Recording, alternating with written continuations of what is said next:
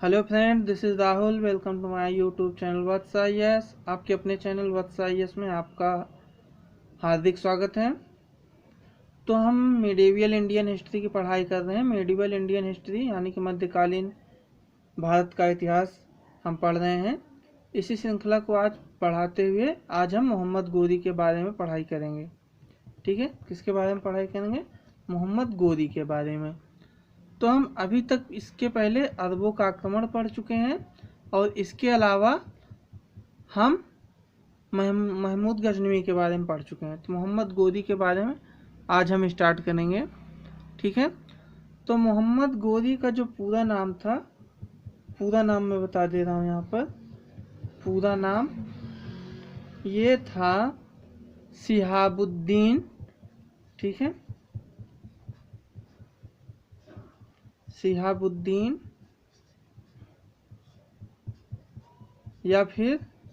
या मुइजुद्दीन भी बोलते हैं।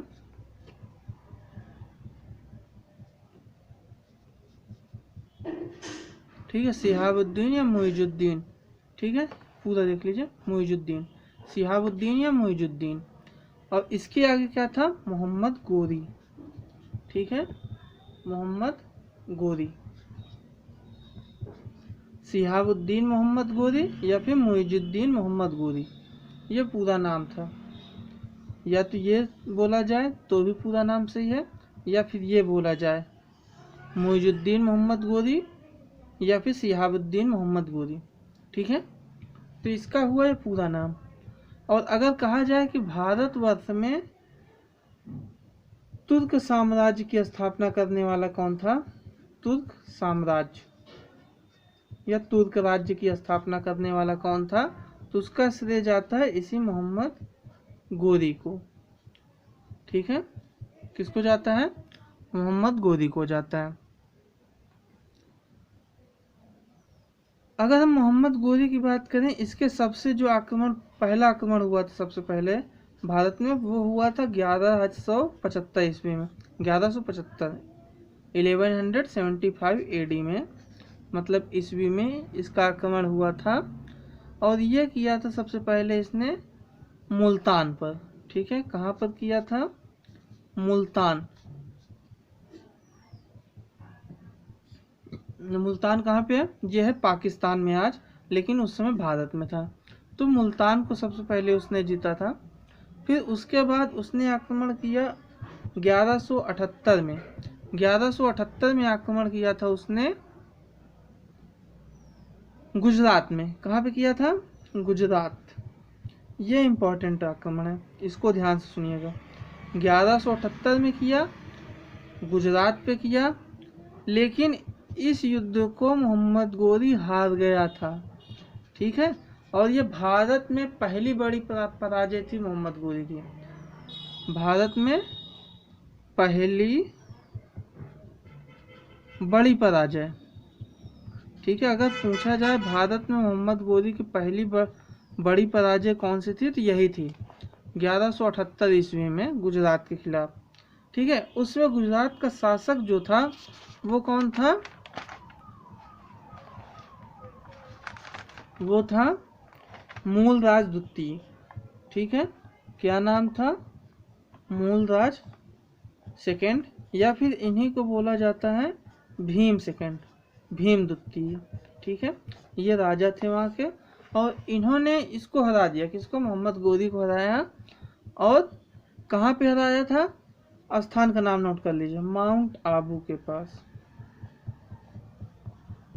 ठीक है, ये माउंट आबू के पास हराया था। माउंट आबू यानी कि आबू पर्वत। ठीक है, हिंदी में लिख देना, आबू पर्वत या आबू की पहाड़ी भी कहा जाता है, कोई भी हो, एक ही नाम है। ठीक है, आबू पर्वत के निकट मूलराज द्वितीय ने मोहम्मद गोरी को हरा दिया। और अच्छा, यहाँ पे मूलराज द्वितीय के साथ उसकी माता भी लड़ रही थी। उनकी माता का नाम था नायिका देवी। क्या नाम था? नायिका देवी। नायिका देवी ने नेतृत्व किया था सेना का, और बहुत इतने कुशल तरीके से किया कि मोहम्मद गोरी को हारना पड़ गया। यहाँ पे ये जीत नहीं पाया, हार गया। ठीक है, अब इसके बाद अगला जो आक्रमण किया वो उसने किया 1179 में, 1179 में। ये कहाँ पे किया था? ये किया था इसने पेशावर में। ठीक है, कहाँ किया था? पेशावर। पेशावर कहाँ है? आज के समय में पाकिस्तान में है। ठीक है, इसको हारा नहीं उसने, इसको जीत लिया। पेशावर को जीत लिया उसने किस सन में?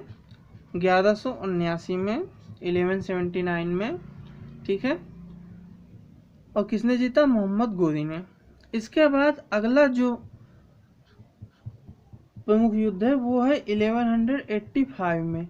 ये कहाँ का युद्ध जीता इसने? कहाँ पे आक्रमण किया? सियालकोट। ये भी पाकिस्तान में है आज के टाइम पे। सियालकोट पे आक्रमण किया, इसको भी जीत लिया। ठीक है, सबसे पहले 1175 में आक्रमण किया उसने, कहाँ पे? मुल्तान में। ठीक है, मुल्तान के बाद मुल्तान को जीत लिया। फिर इसके बाद 1178 में गुजरात पे किया। ठीक है, हार गया, बहुत बड़ी पराजय हुई। मूल राजदूती यानी कि भीमदुत्ती ने उसको बहुत बुरी तरह से हराया, मोहम्मद गोरी को। फिर उसके बाद अच्छा, ये कहाँ पे हराया था? माउंट आबू के निकट। और सेना शासन का जो नेतृत्व किया था, लीडरशिप, उन्होंने नायिका देवी ने किया था। ये मूल राजदूती की माँ थी। ठीक है, उसके बाद 1179 में इसने पेशावर को जीत लिया। फिर 1185 में इसने सियालकोट को जीत लिया। फिर अगला जो आता है 1186 में, यहाँ पर उसने आक्रमण किया लाहौर पर। ठीक है, और उसको भी जीत लिया, लाहौर को भी जीत लिया। ठीक है, अब लाहौर के बाद अब आता है बहुत ही इम्पोर्टेंट आक्रमण, जो किया था उसने पृथ्वीराज चौहान से लड़ाई करनी पड़ी उसको। ठीक है, ये था एक जगह है, बहुत प्रसिद्ध जगह है, तराइन। ठीक है, तराइन बोल लिखा जाता है इंग्लिश में। ठीक है, तराइन। तो ये तराइन जो जगह थी, ये है पंजाब में एक जगह है भटिंडा। ठीक है, ये भटिंडा के निकट था एक जगह तराइन, यहाँ पे उसने आक्रमण किया। ठीक है, और भटिंडा के निकट तराइन में उसको लड़ना पड़ा 1191 में, 1191 ईस्वी में लड़ना पड़ा पृथ्वीराज चौहान से। लाहौर को उसने जीता था कब? 1186 को। ठीक है, 1186 में जीत लिया लाहौर को। और लाहौर के बाद आगे जब बढ़ा तो 1191 में पृथ्वीराज चौहान से उसे भिड़ना पड़ा। ठीक है, अच्छा, एक चीज़ आपके मन में आ रही है कि सारे युद्ध जो होते पंजाब से, पंजाब में ही क्यों अधिकतर लड़े जाते थे? पंजाब में इसलिए लड़े जाते थे कि भारत में आने के लिए आक्रमणकारियों को पंजाब से ही होकर आना पड़ता था। ठीक है, तो इसीलिए पहले उसने मुल्तान पे आक्रमण किया, फिर गुजरात पे आया। हालांकि गुजरात दूसरी जगह पड़ता है, दूसरे क्षेत्र में, लेकिन अगर गुजरात को छोड़ दें, ठीक है, गुजरात को छोड़ दें, बाकी सारे देखेंगे मुल्तान, फिर उसके बाद पेशावर, सियालकोट, लाहौर, फिर उसके बाद भटिंडा के पास तराइन, ये सारे जो एरिया हैं ये पंजाब के पास एक सीधी रेखा में आते हैं। ठीक है, जब आप भारत के नक्शे में देखेंगे तो ये सारी जगह एक सीध में आएंगे, पंजाबी एरिया से होकर जाते हैं। ठीक है, तो अभी इसको मैं हालांकि डिटेल में अगली वीडियो में बताऊंगा, लेकिन अभी इतना जान लीजिए कि 1189 में पृथ्वीराज चौहान से बहुत बुरी तरह से फिर से हारा मोहम्मद गोरी। पहली बार बड़ी पराजय किसके खिलाफ हुई? मूल राजदूती के खिलाफ। और उसके बाद दूसरी जो बड़ी पराजय हुई 1191 में पृथ्वीराज चौहान के खिलाफ, पृथ्वीराज चौहान। ठीक है, मोहम्मद गोरी यहाँ पे हार गया। फिर मोहम्मद गोरी जब हार गया तो ये वापस लौट गया, लेकिन वापस लौटने का मतलब ये नहीं कि एकदम से इसने हार मान ली। हारा तो था, लेकिन ये निश्चिंत नहीं हुआ, ये लगातार अपनी ताकत बढ़ाता रहा। ठीक है, 1191 91 के बाद ये ताकत अपनी बढ़ाता गया, ठीक है। सैन्य टुकड़ियों को इकट्ठा करता रहा, तो सारी ताकत इकट्ठा करने के बाद फिर ये लौटा वापस इसी स्थान फिर से तराइन में। तो अब 1 साल बाद आया वो 1192 में, हारने के 1 साल बाद फिर से वापस आया, पूरी ताकत के साथ इस बार आया, और इस बार फिर से लड़ा उसने सेम राजा पृथ्वीराज चौहान से, सेम स्थान तराइन में, ठीक है। सेम तरीके का युद्ध, सेम राजा के खिलाफ, सेम प्लेस यानी सेम जगह पे, सब कुछ हाँ सेम है, समान है, लेकिन इस बार परिणाम अलग रहा। परिणाम अलग क्या हुआ, इस बार मोहम्मद गोरी जीत गया, ठीक है। 1191 और 1192 के युद्ध भारतीय इतिहास के दृष्टिकोण से बहुत ही महत्वपूर्ण काल है ये दोनों वर्ष। 1191 में पृथ्वीराज चौहान जीते, ये निश्चिंत हो गए कि मोहम्मद गोरी से हम जीत सकते हैं कभी भी। तो 1 साल बाद मोहम्मद गोरी पूरी ताकत लगा के दोबारा आया, 1192 में आक्रमण किया, और पृथ्वीराज चौहान इस बार हार गए। जीत किसकी हुई, मोहम्मद गोरी की, ठीक है। ये मोहम्मद है, ठीक है, आप समझ लीजिएगा। मोहम्मद गोरी पूरी तरह से जोर लगाकर आया, तो ये जीत गया, ठीक है। क्या हुआ अब ये जीत गया। जब ये जीत गया तो यहाँ पर तुर्क साम्राज्य की स्थापना का मार्ग खुल गया, ठीक है। तो इसका क्या मतलब निकला, 1192 में मोहम्मद गोरी के जीतने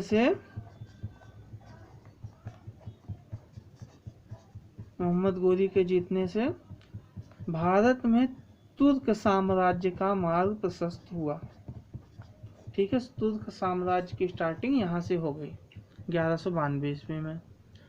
अब इसके अच्छा, इस युद्ध में एक जो महत्वपूर्ण व्यक्ति की मृत्यु हुई थी उसका नाम था गोविंद राय, ठीक है।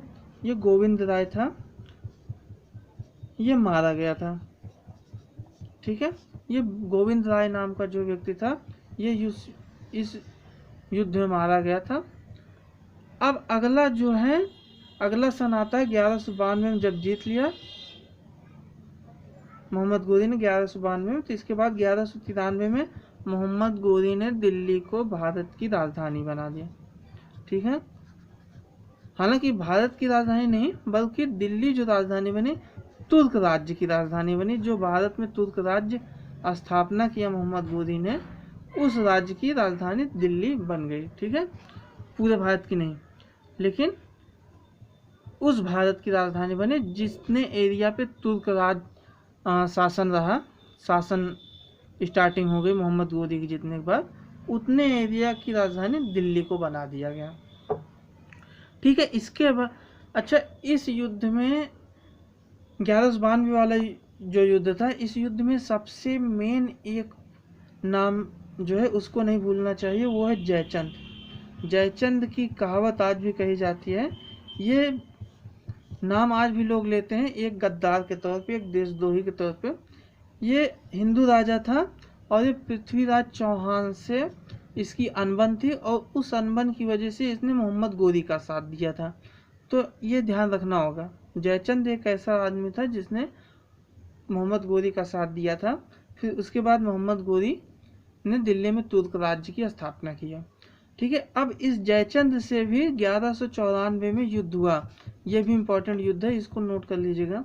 इस युद्ध का नाम ये लड़ा गया था चंदावर नामक स्थान पर, ठीक है। चंदावर कौन सा स्थान है, चंदावर, ठीक है। चंदावर में जयचंद और मोहम्मद गोरी, इन दोनों के बीच अब युद्ध हुआ। जो जयचंद मोहम्मद गोरी के साथ था पृथ्वीराज चौहान के खिलाफ, उस जयचंद की मोहम्मद गोरी से भिड़ंत हुई 1194 में चंदावर में, ठीक है। और इस युद्ध में मोहम्मद गोरी जीत गया, जयचंद यहाँ पे हार गया, ठीक है। तो इसके बाद तुर्क साम्राज्य और मजबूत हुआ यहाँ पे, और दिल्ली के साथ साथ अजमेर भी तुर्क शासक के अंतर्गत आ गया। तुर्क शासक मोहम्मद गोरी के अंतर्गत अजमेर भी अब आ चुका था। अब इसके बाद 1195 और 96 की बात की जाए, जो 1194 में तो चंदावत में हो गया, अब 1195 और 96 की बात की जाए तो मोहम्मद गोरी ने बयाना को जीता। एक स्थान का नाम है, नोट कर लीजिए, बयाना। ठीक है, क्या नाम है? बयाना। बयाना को जीत लिया 1196 में जीत लिया। और इसके बाद जब जीत लिया तो उसने फिर कहाँ पे आक्रमण किया? ग्वालियर में। ठीक है, कहाँ पे आक्रमण किया? ग्वालियर। किसने किया? मोहम्मद गोरी ने। ठीक है, अब 1196 ईस्वी में ही मोहम्मद गोरी ने 2.5 दिन का झोपड़ा नामक एक स्थान बनाना शुरू किया। 2.5 दिन का झोपड़ा। ठीक है, 2.5 दिन का झोपड़ा। ठीक है, ये क्या थी? ये एक मस्जिद थी। ठीक है, क्या थी ये? मस्जिद। 2.5 दिन का झोपड़ा नामक मस्जिद का निर्माण कराना स्टार्ट किया मोहम्मद गोरी ने, और जो कि पूर्ण कब हुए? 1200 ईस्वी में। ठीक है, 4 साल लगे थे इसको बनने में। 1195-96 में मोहम्मद गोरी ने बयाना को जीता और ग्वालियर पे आक्रमण किया, और उसके बाद 1196 में ही, ठीक है, 1196 में ही 2.5 दिन का झोपड़ा नामक मस्जिद का निर्माण स्टार्ट किया, जो कि 1200 ईस्वी में कंप्लीट हुआ।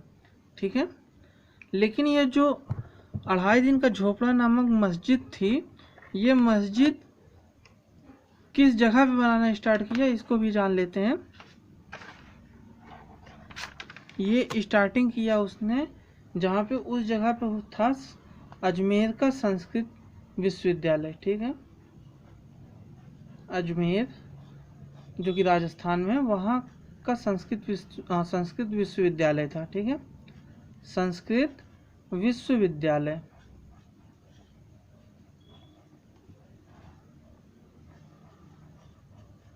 ठीक है, अजमेर का जो संस्कृत विश्वविद्यालय था उसकी जगह पे उसने 2.5 दिन का झोपड़ा नामक मस्जिद बनवाई।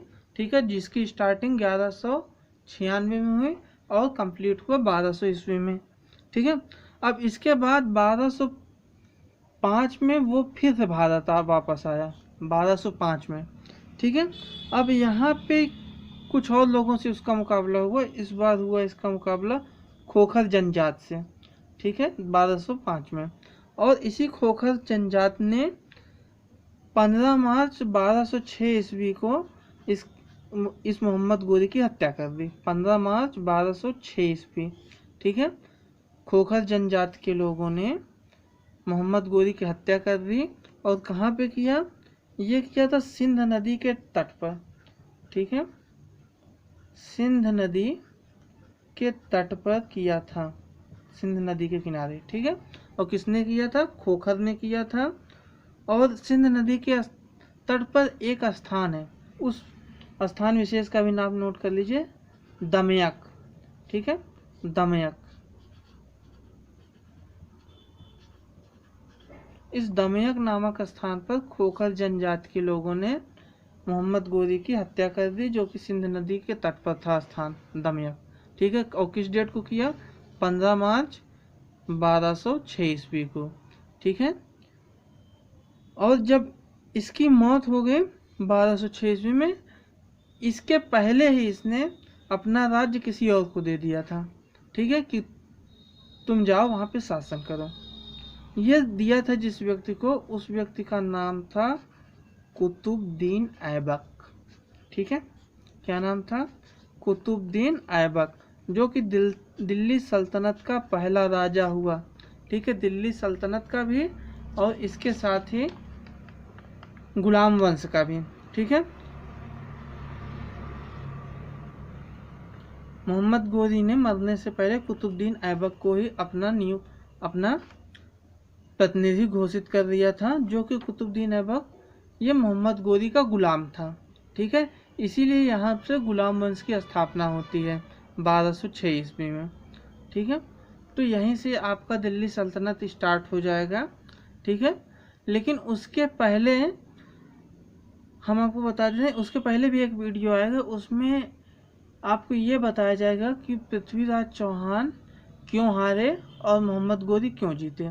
ठीक है, इस विषय पर भी काफ़ी जानकारी आपको दी जाएगी। इसके अलावा क्या कारण था कि पृथ्वीराज चौहान और मोहम्मद गोरी के बीच युद्ध होना सुनिश्चित हो गया था। ठीक है, ये सारी बातें जो अभी तक 3 वीडियो में आप लोगों ने पढ़ा, इसके बाद इसके बैकग्राउंड में क्या चीज़ें थी, ये अगले वीडियो में आपको मिलेगी। हालांकि वो वीडियो प्री के लिए कम, मेंस के लिए ज़्यादा रहेगा। ठीक है, तो इस प्रकार से मोहम्मद गोरी का टॉपिक ख़त्म होता है। अब इसके बाद दिल्ली सल्तनत स्टार्ट होगा, उसके पहले एक वीडियो में आपको बता दिया जाएगा इसके पीछे का बैकग्राउंड की चीज़ें। तो आज के लिए इतना ही। वीडियो देखने के लिए बहुत बहुत धन्यवाद।